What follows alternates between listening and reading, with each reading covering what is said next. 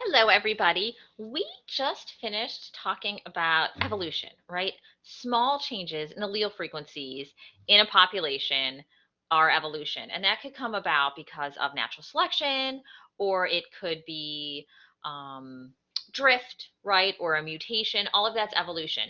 But eventually, um, evolution can lead to speciation. Not always, right? Sometimes it's just these small changes, but sometimes it results in new species. And we haven't looked at, first of all, how to define a species. What is a species? I know that a dog and a cat are different, but what about dogs that, a Chihuahua and a Great Dane, or a dog and a fox, right? They look more similar. How do we know what is a species? And how does speciation occur, right? How do we get these big changes?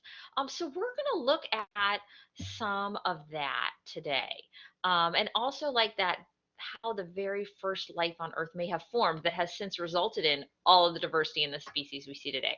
So it's kind of a lot of topics, big topics that we're going to touch on right now. So here we go. The origin and diversity of life is what we're talking about here. So the things that we're going to cover are the origin of life, defining species, looking at some trees, like evolutionary trees that show relationships among species, right? Which species are closer related and which are further related.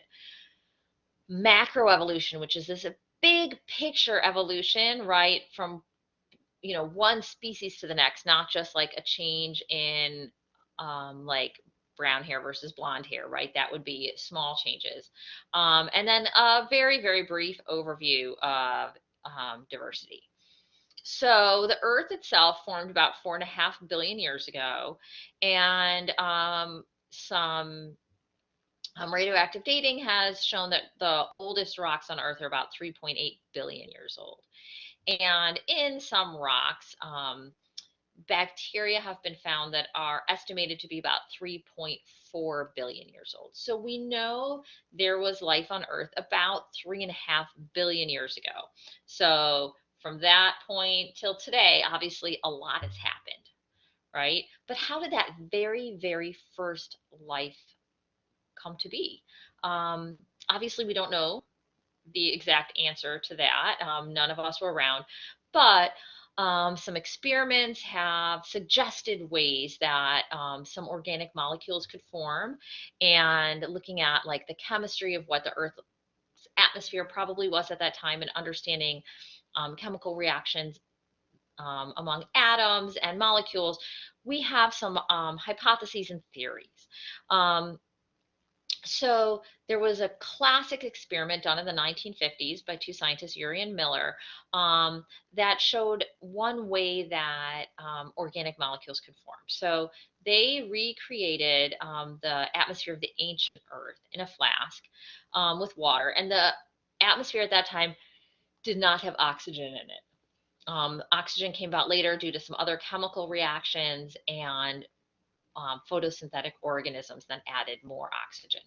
So in the atmosphere at that time, we believe that there was hydrogen and methane and ammonia. So that was the gases that they had in the air. And they subjected this to electrical sparks that would be like lightning. And then they allowed that, they heated it, and then after that, they allowed it to cool, and looked at what compounds were in that cooled water. And they found within a few days, they actually had some organic molecules. Let me write this for you.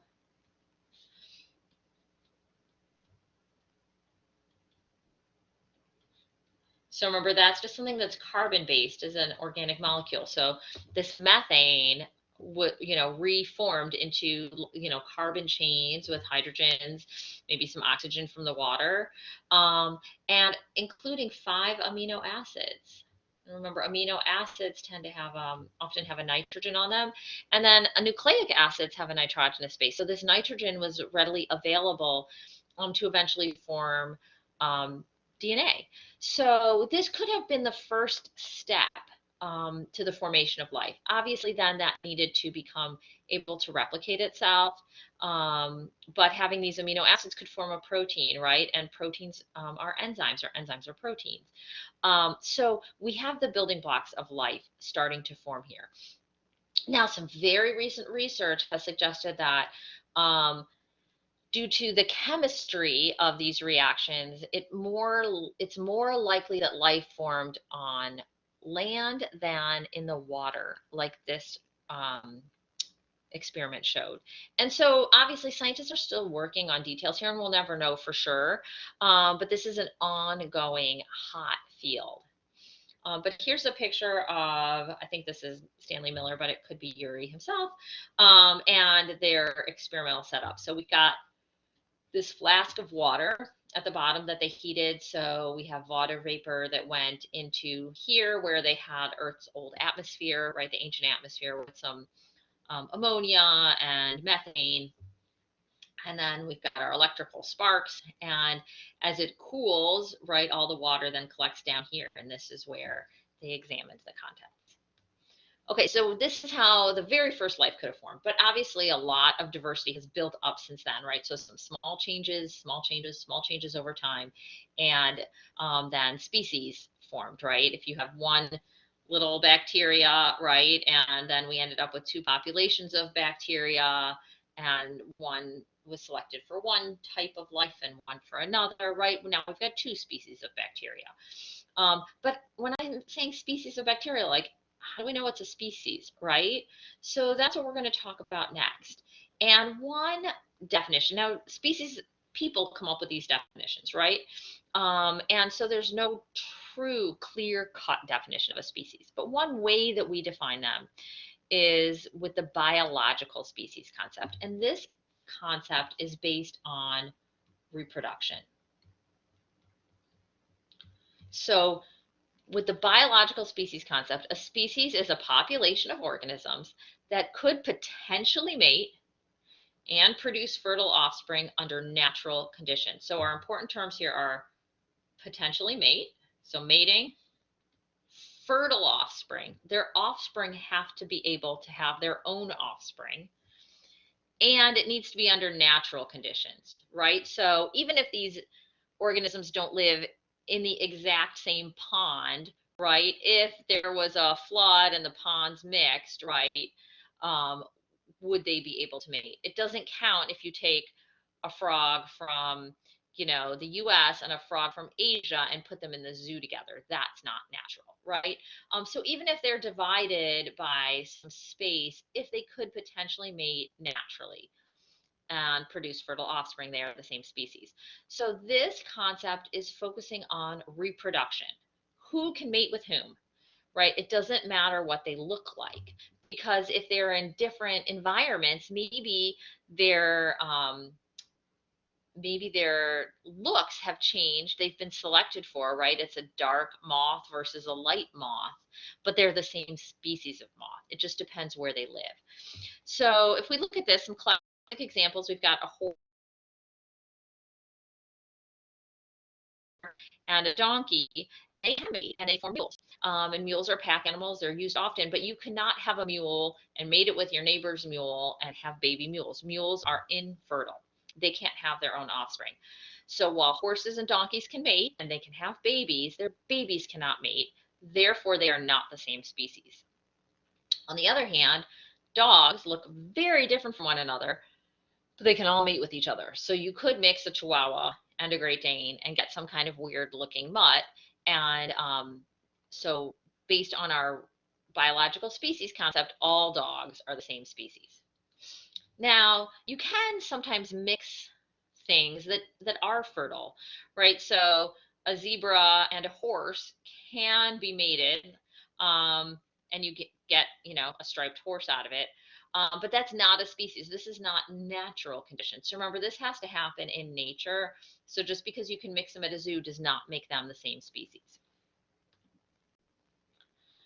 So when we're talking about whether they can have offspring, right, and we're looking at the reproduction of these species, we're really looking at reproductive isolation, right? Who can mate with whom and who can't, right? A species is its own isolated reproductive group and nobody else can mate with them. So there are different barriers to this reproductive isolation. We have pre-zygotic barriers, which are barriers that form before a zygote, right? So a zygote's an embryo. So it's anything that stops an embryo from forming. So that could be that individuals are physically unable to mate, the parts don't fit. They're unwilling to mate. Maybe they do the wrong dance, or they're like, that one doesn't look right, right? Or they mate at different times of year, right? One mates in March and one mates in April. So their hormone levels are not at the same time. Or they try to mate, but the sperm does not fertilize the egg.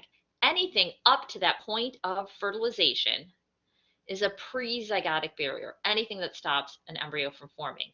Now, sometimes organisms may mate and an embryo may form, but it still does not make its a species. They're not the same species. So this may be that their offspring are infertile, or that the offspring don't survive, or they have lower survivorship than the non-hybrids. So think for a minute about the mules and the horses and the donkeys, and would that be a pre-zygotic barrier or a post-zygotic barrier?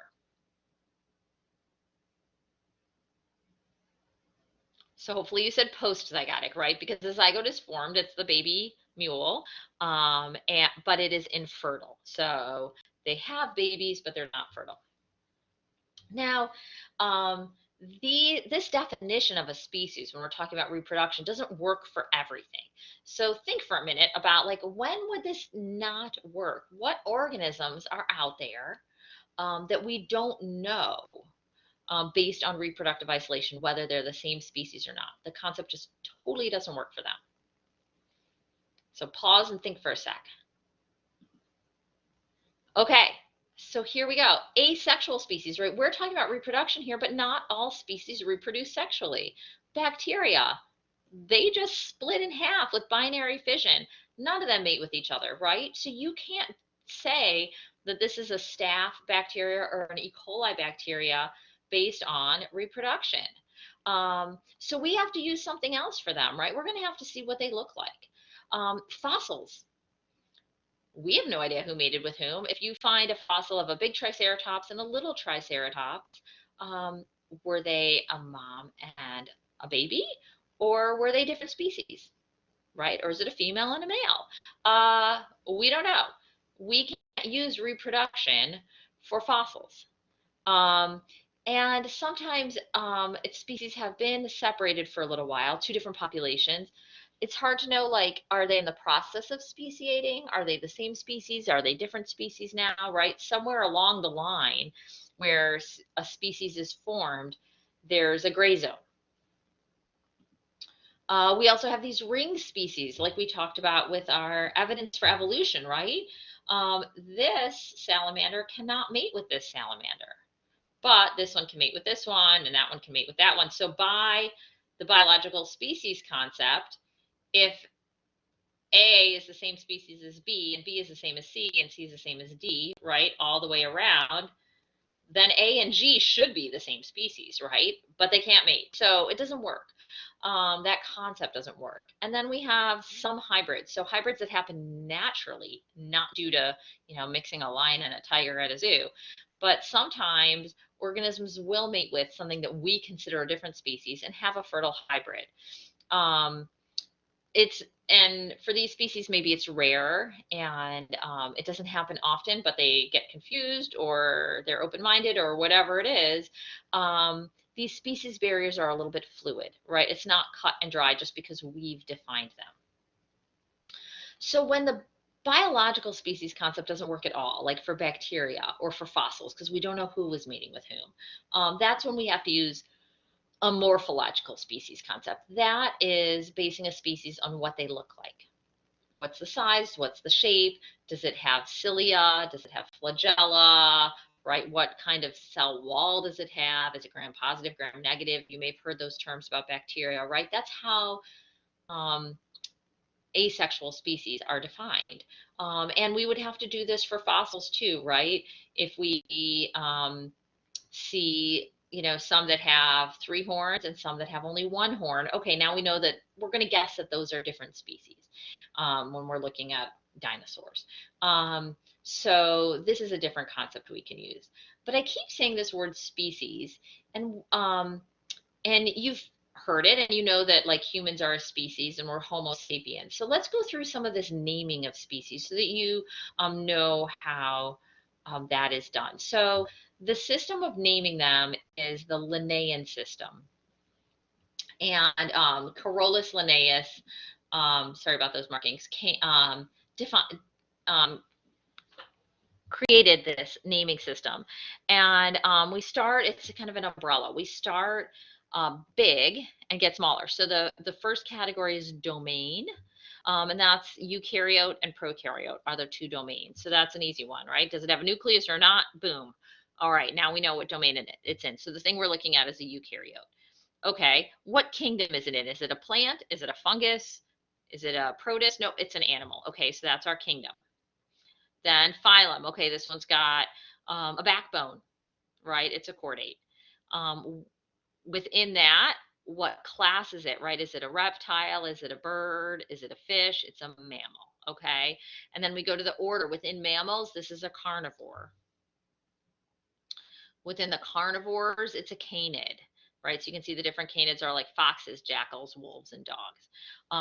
Within the canids, what's its genus? It's Canis, and its species is Lupus. So Canis lupus, same species. Wolves and dogs are the same species.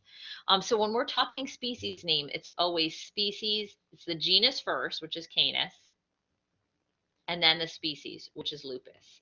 The genus is always capitalized and the species is not. That's the same as Homo sapiens, right? Um, so species are always named with their genus and their species. There could be a bunch of different organisms that share that genus, right? Here we've got three, but there are some where there's more than three in a genus. There could be a lot, but there's only one of that species. And dogs, usually only one, I should say. Dogs and wolves are the same species. They can mate. If you let your dog loose and it gets kind of wild and feral, it could find some wolves, join the wolves, have fertile offspring, right? So it could happen under natural conditions, but they tend to be isolated. And so dogs have been given a subspecies name. There's enough DNA that's different based on, human breeding of dogs, that there's a subspecies. Canis lupus familiaris is dogs. This is just like in the DNA lab with elephants.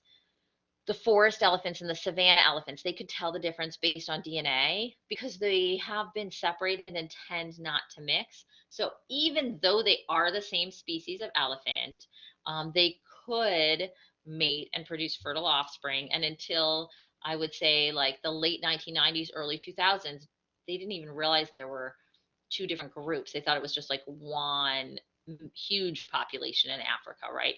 But it's forest and savanna. So they have different subspecies names because they're different enough.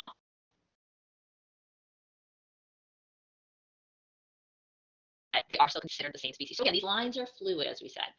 But how do you remember this ordering of things? So I'm going to show you my mnemonic device that I learned when I was a kid. And it's not PC, so I'm just warning you. All right. So, dear King Philip chases old fat girl scouts. And that's your domain, kingdom, phylum, class, order, family, genus, species. And you can see Philip is PH, so that's for phylum, right? And family is with just an F. So that's how you can keep the two F sounds straight. All right, so this is a mnemonic device to remember that. And I think we are gonna stop here and then we'll pick up with speciation, how organisms become species, separate species after this.